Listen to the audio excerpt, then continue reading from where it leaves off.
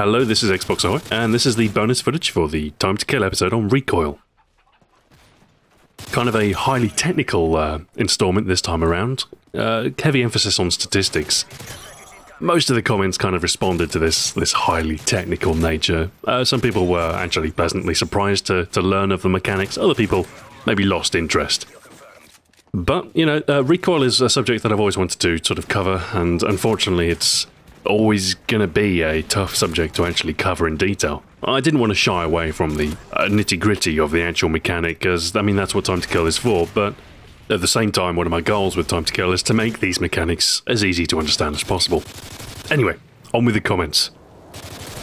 UKC Dot says, I love these videos, but it's kind of difficult to apply this logic in-game. Well, as far as the actual statistics, you know, the gun kick, the view kick, those sort of figures, I'm inclined to agree. You don't need to know those figures whilst you're actually playing. I suppose actually knowing these statistics is more useful when you're actually choosing your loadouts. And of course having a more complete understanding of the mechanics certainly doesn't hurt your gameplay. But as far as gameplay tips with regard to Recoil is considered, it's really just a case of burst firing when you need to, and getting a feel for it. Alright, Right Das says, a quick personal question to Stuart. Since you are from Manchester, which side are you on? City or United? Well, my loyalty is to my home team, Preston North End.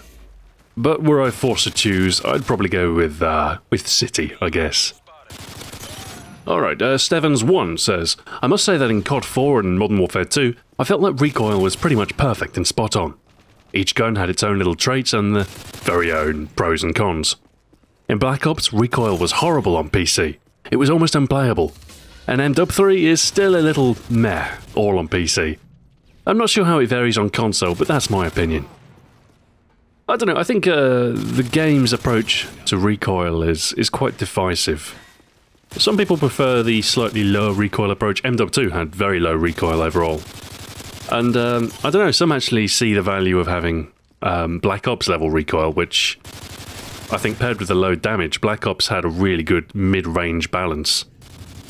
I know, you can complain about the FAMAS all you like, but the FAMAS had a lot of recoil. Compare the FAMAS to another, like the Galil for instance, like a middle to long range, and the balance of that sort of range was pretty good. So I don't know, it's difficult to say which I prefer, because I can see value in both. It would be nice if there was a game that had more diverse recoil, if you had a gun that was as flat firing as the Vector, and maybe another that was still balanced but had the recoil of the Uzi in Black Ops. MW3 comes kind of close to this, I think. There is a reasonable differential. I mean, look at like the MP7, for instance, with its rather good handling characteristics, and compare that to like the AK-47. Now, in this case, obviously the balance is a little bit off, because the MP7 is generally the preferred weapon. But I think if, you know, if the AK-47 had a bit of a damage buff, that could kind of work. I don't know. Anyway, we'll see what happens in Black Ops 2. I'm sure we'll see yet another attempt at solving this dilemma between weapon balance, recoil, damage, and all the rest of it. Dead Pixels says, join me next time when I'll be covering stupid comments. Well, presumably Dead Pixels is talking about these videos. I'm assuming he's familiar with this channel. And rest assured, there are some stupid comments in the mix. Alright, next up, City116 says, you should post gameplay, Xbox Ahoy. That would be awesome. I don't know, I've considered posting gameplays, but I don't know, I wouldn't really rate them as particularly interesting. I mean, sure, you know, I've got a bunch of free-for-all games that I win fairly handily, but I don't know, I'm not sure how to make that interesting. One thing I was thinking of doing is for, hypothetically, should I do Black Ops 2 weapon guides? In addition to doing the bonus footage, I would also maybe pick out the best game I had with the weapon, and maybe post a single gameplay with commentary. So yeah, at some point, full gameplays might be something that I do consider, but we'll see. You'll Get Hate If You Don asks, do you paint, Xbox Ahoy? Not so much anymore, but I have painted in the past quite a lot. I studied art for a couple of years. I did a year-long course in painting, and that carried on with my university degree, where in addition to doing a lot of graphic design stuff, I also did stuff like life drawing for a year, and illustration for 2 years. So, yes. Oh, here we go with the Battlefield 3 comments. Cypher DS says, Recoil in MW3. Did I wake up in an alternate reality where this is actually true? Obviously never played Battlefield 3. Yes, Battlefield 3 has recoil. Yes, it's to a larger degree than Modern Warfare. But nevertheless, Modern Warfare 3 still has recoil. And because of the close quarter nature of the maps, getting shots on target is kind of critical. So, long story short, they're different games. Yes, they both have recoil. Yes, in terms of absolute degrees of recoil, Battlefield has more. But that's because the maps are larger and it's... you get the idea. So Mighty Mo accuses me of self-plagiarism by saying, "You reused the ending from the CM901 video you had to take down." Let's just say I'm a strong believer in recycling. It was a good pun. Heck, if I had something better and fresher in mind, then I would have used that. But, you know, got limited time to write these scripts, so I've got to pluck inspiration from somewhere. Alright, Craze X says, "I would happily kick in One Direction. Maybe they'll cry." Now, I'm not sure who One Direction are. I'm presuming on context that they're some sort of boy band. In any case, the reference certainly isn't intentional. Alright, the Friezo1234 says, "When are you going to do penetration? You said you would do that a long time ago." I'm presuming you mean for time to kill. Yes, surface penetration is definitely a potential topic. But I don't want to approach it until I know I can do it, which means I've got to be 100% sure that I can tackle it. Anyway, it's on the list, and I'll get to it whenever I can. Alright, Dimb9 says, "Stuart, you spelt centre wrong in the description." Ah, yes, it's the old UK versus US English debate. For the record, neither is wrong, they're just different. Now, my convention has normally been to stick to the UK spelling. It's what I'm most comfortable with, it's what I learned in school. But the more attentive of you will have noticed that I spell center speed as the US spelling, with ER rather than RE. The reason for this is because I treated center speed as kind of a proper noun to refer to the actual variable. And of course, as Infinity Ward are an American company, they use a US spelling in their variables. So yeah, my use of center as the US spelling was intended to reflect the variable name rather than the word center.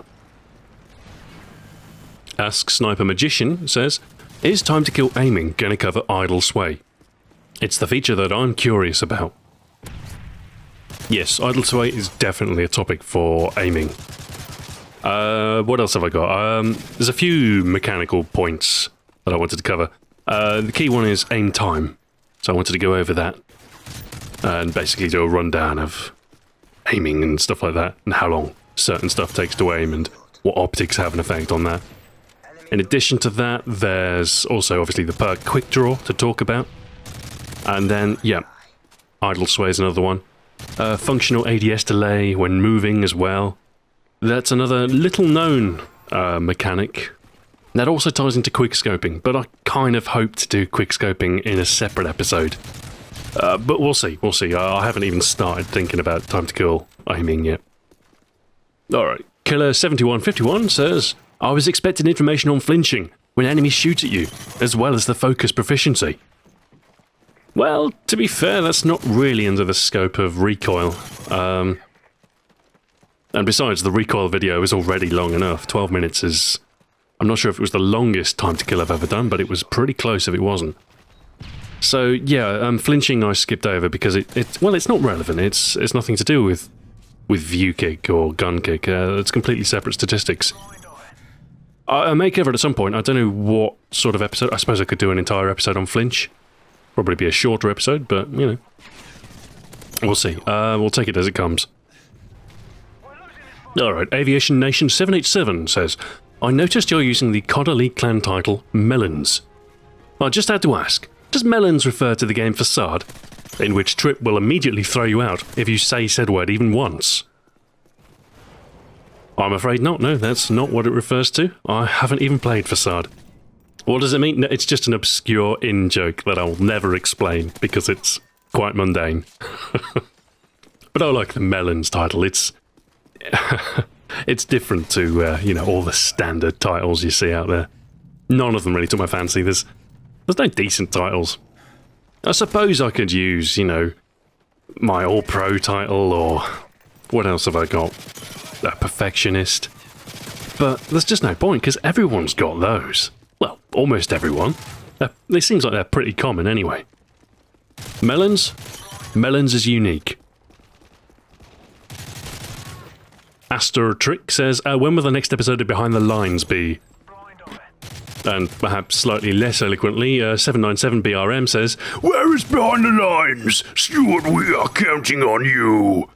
Please, can you stop everything until you finish BTL? Please. P.S. I am long-time subscriber and I express the view of many others.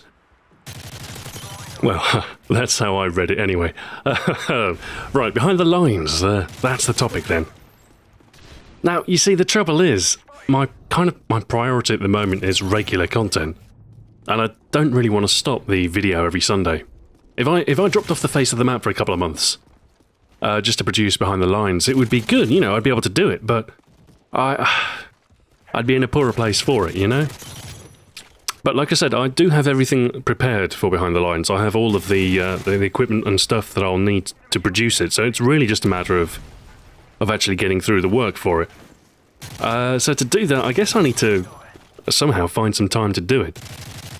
Now, you see, I made a mistake. I posted 2 videos in a weekend. What I should have done is I should have held on to one and, you know, maybe drip feed one a week. And that way, in this case, for instance, I would have had an extra week for free. As it happens, I was rushed off my feet for Time to Kill Recoil, and I have had no time whatsoever for Behind the Lines. So what I think I might do is I'm going to start holding on to videos so I've got a stockpile. And then I'll drip feed them one a week every Sunday. And when I feel like I've got a comfortable enough lead, I'll actually invest some time into Behind the Lines.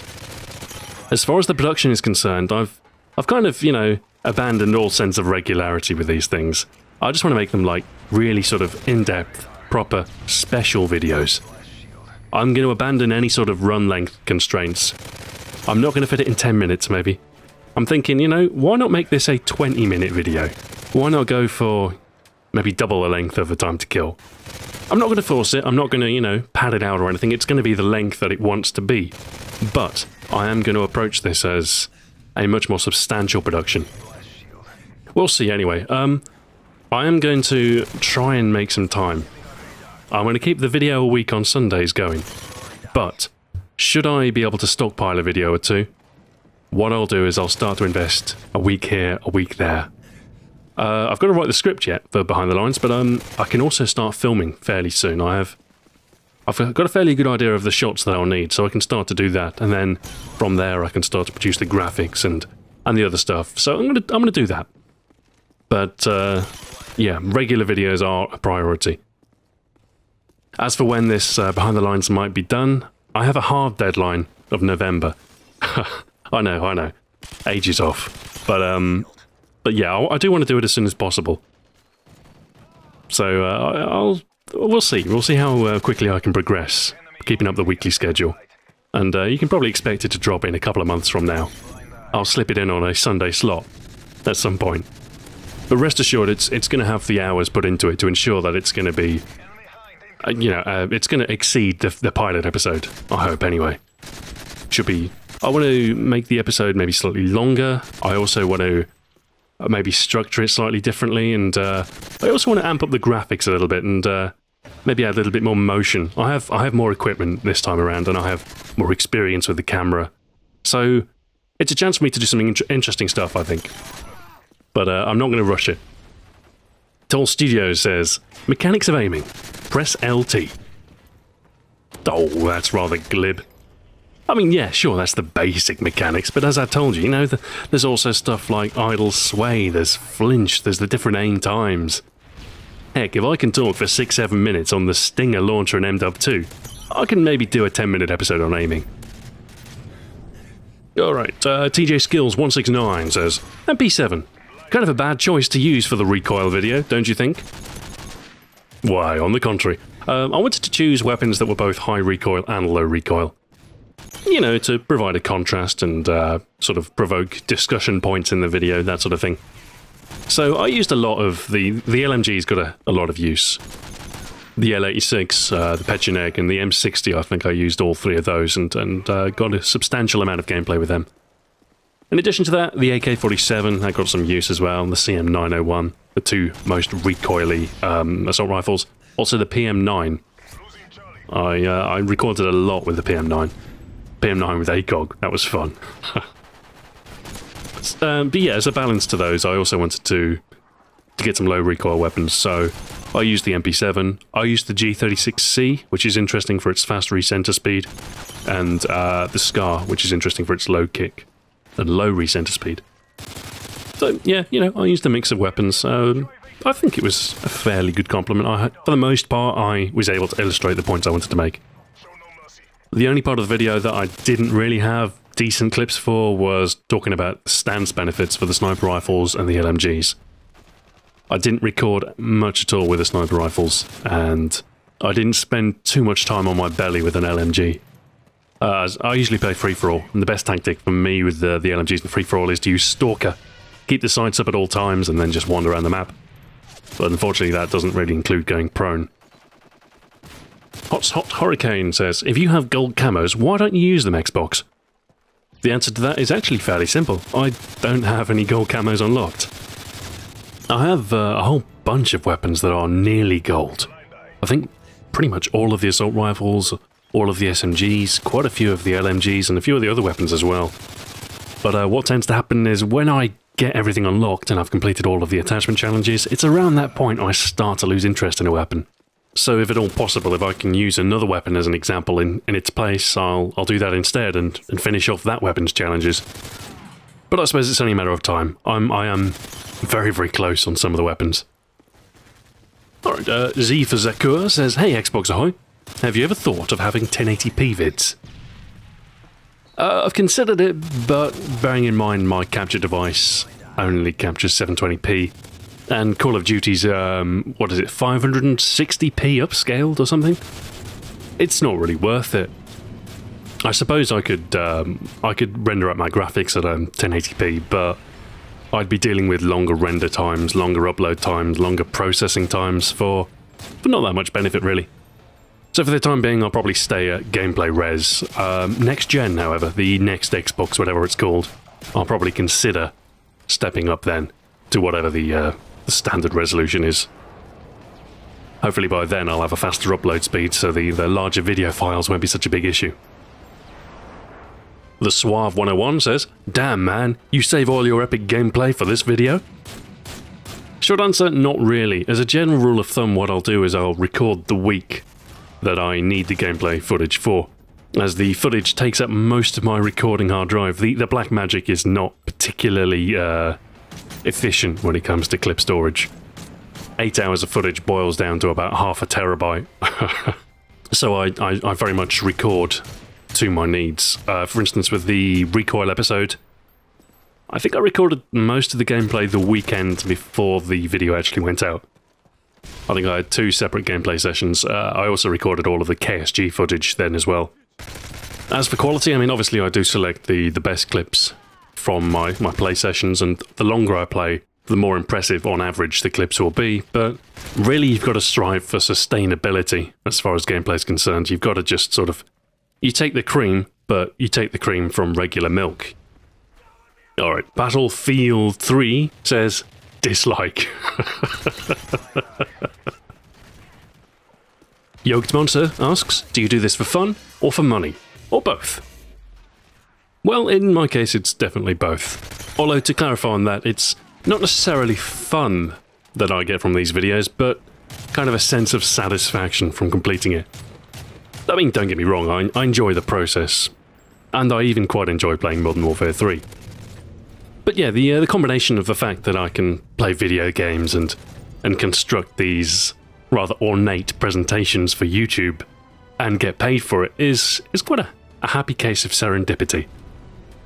I mean, as far as doing it without money being involved, I did the entire Modern Warfare 2 series with absolutely no compensation whatsoever at the time, at least. So I absolutely would do this were I not paid for it. But of course, the fact that I am paid for it means I can devote more of my life towards it, as YouTube not only provides me an outlet for my productions, but it also gives me a bit of pocket money with which to pay the mortgage and the such like. I don't know, that's kind of a hot button topic for YouTube, is the introduction of money. Did it ruin everything? And there's no doubting that money being an influence has altered everybody's motivations, I suppose. But there's enough potential for discussion over this topic for 1,000 commentaries, so I'll leave it at that.